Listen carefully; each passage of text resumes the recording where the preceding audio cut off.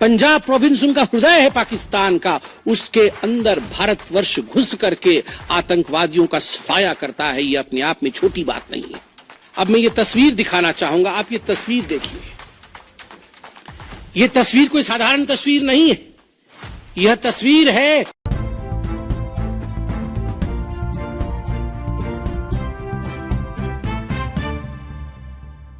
भारत पाकिस्तान तनाव के बीच भाजपा सांसद सांबित पात्रा की प्रेस वार्ता हुई। उन्होंने कहा कि कोई आम प्रेस वार्ता नहीं, पाकिस्तान ने बहुत कोशिश की लेकिन हमले का डेट नहीं जान पाया। पहलगाम हमले का बदला लिया, ऑपरेशन सिंदूर सफल रहा। ऑपरेशन सिंदूर पर बीजेपी की प्रेस कॉन्फ्रेंस में जानिए रिपोर्ट। सभी जानते हैं कि 9 आतंकवादी ठिकाने जो पीओजेके में थे और पाकिस्तान में थे, उन्हें ध्वस्त किया गया। यह ऑपरेशन सिंदूर एक बहुत बड़ा दायरा तय करता है। इसने पूरे विश्व को दिखाया कि भारतवर्ष क्या कर सकता है। ऑपरेशन सिंदूर ने दिखाया कि केवल एलओसी नहीं, इंटरनेशनल बॉर्डर के पार जाके भी भारत पाकिस्तान के अंदर किसी भी टारगेट को प्रिसाइसली उस पर हमला कर सकता है और आतंकवाद के खौफ को समाप्त कर सकता है। इस पूरे ऑपरेशन का लक्ष्य क्या था, इसे समझने की आवश्यकता है। लक्ष्य क्या था? क्या हमने लक्ष्य की पूर्ति की? What was the aim of operation Sindoor? Did we achieve what we aimed for? क्या लक्ष्य था? नंबर 1 लक्ष्य था आतंकवादी ठिकाने जो दूर दराज इलाके में है पाकिस्तान में, जहां आज तक कोई नहीं पहुंच पाया, जहां आज तक पाकिस्तान के आतंकवादियों को लगता था कि वो सुरक्षित हैं, वहां तक पहुंचना यह लक्ष्य था। दूसरा लक्ष्य था आतंकवादियों को ढेर करना, मार देना। तीसरा लक्ष्य था इन टारगेटों को जमींदोज करना, उन्हें मिट्टी से मिला देना। चौथा लक्ष्य था इस पूरे काम को करते हुए कोई भी सिविलियन, उसके ऊपर किसी प्रकार से कोई इंजुरी नहीं होना।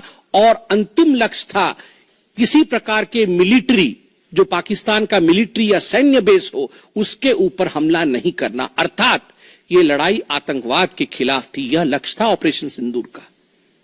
सबसे बड़ी बात है, पहली बार पंजाब प्रोविंस, जो कि पाकिस्तान का एक बहुत स्ट्रेटेजिक लोकेशन है, पंजाब प्रोविंस उनका हृदय है पाकिस्तान का, उसके अंदर भारतवर्ष घुस करके आतंकवादियों का सफाया करता है। यह अपने आप में छोटी बात नहीं है। और मैं यहां वो नाम पढ़ना चाहूंगा। ये जो 9 नाम है, 9 आतंकवादी ठिकाने, मैं आज देश से अपील करना चाहूंगा, तमाम भारतीयों से अपील करना चाहूंगा कि ये नाम हमें स्मरण करना है। आने वाले 100 वर्षों तक हमें इन नामों को याद दिलाते रहना है, दोहराना है। जब भी आतंकवाद सर उठाए तो हमें ये चित्र दिखाने हैं कि तुम्हारा क्या हश्र किया था ऑपरेशन सिंदूर ने, भारत की सेना ने, भारत की राजनीतिक इच्छा शक्ति ने और भारतीयों ने। इसलिए मैं नाम पढ़ना चाहूंगा। सवाई नाला कैंप मुजफ्फराबाद, जो पीओजेके में है, 30 किलोमीटर दूर है एलओसी से, उसे ठिकाना लगाया गया। लश्कर तोयबा का ट्रेनिंग सेंटर था।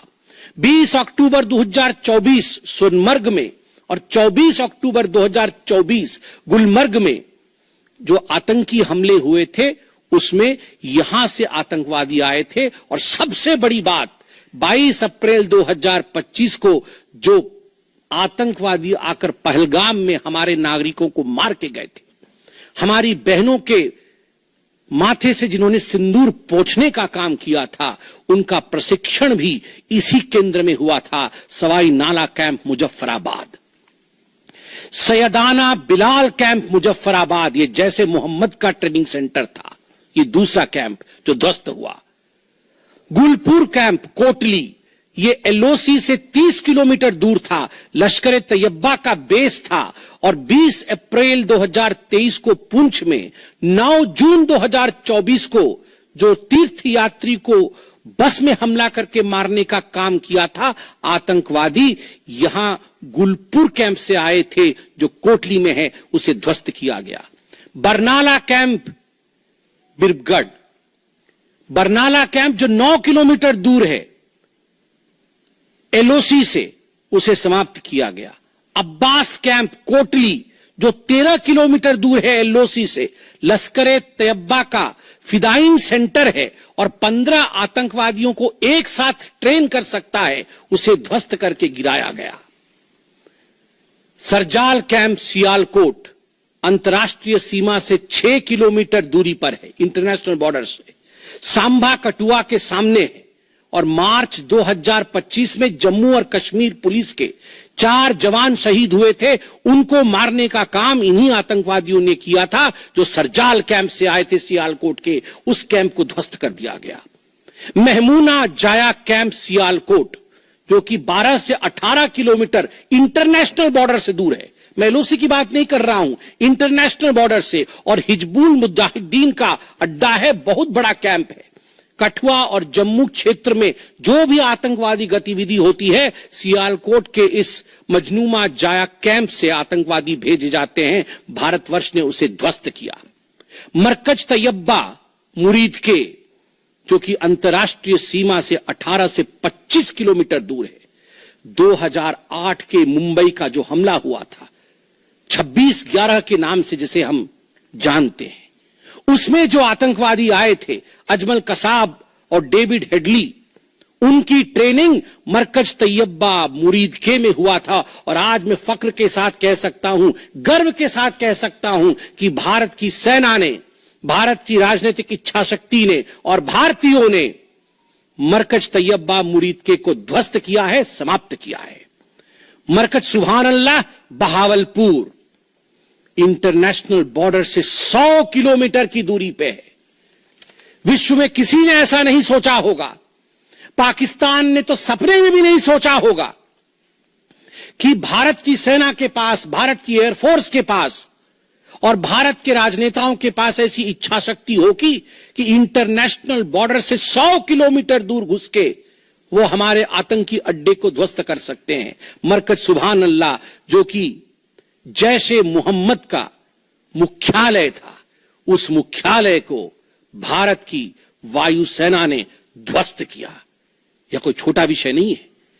यह बहावलपुर एक ऐसा स्थान है जहां यूनाइटेड स्टेट्स, यूएस भी अपने ड्रोन नहीं भेज पाया था। उस जगह पे भारत घुस के मारता है। आज का भारत, आज का नया भारत यही है। दूसरा लक्ष्य था ऑपरेशन सिंदूर का, आतंकवादियों को चुन चुन कर मारना, उन्हें मिट्टी में मिलाना। 100 से अधिक आतंकवादी मारे गए, 100 से अधिक। अब मैं ये तस्वीर दिखाना चाहूंगा, आप ये तस्वीर देखिए। यह तस्वीर कोई साधारण तस्वीर नहीं है। यह तस्वीर है उन आतंकवादियों का जिनका जनाजा निकला। और इस तस्वीर में मैं दिखाना चाहूंगा कि ये जो खड़ा है सामने व्यक्ति, इस व्यक्ति का नाम है, ये एलईटी का कमांडर है, लश्कर तैयबा का कमांडर है अब्दुल रऊफ। अब्दुल रऊफ जो खुद एक स्पेशली डेजिग्नेटेड ग्लोबल टेररिस्ट, जिसको यूएस के ट्रेजरी बेंच ने डेजिग्नेट कर रखा है, अमेरिका के ट्रेजरी बेंच ने इसे आतंकवादी घोषित कर रखा है।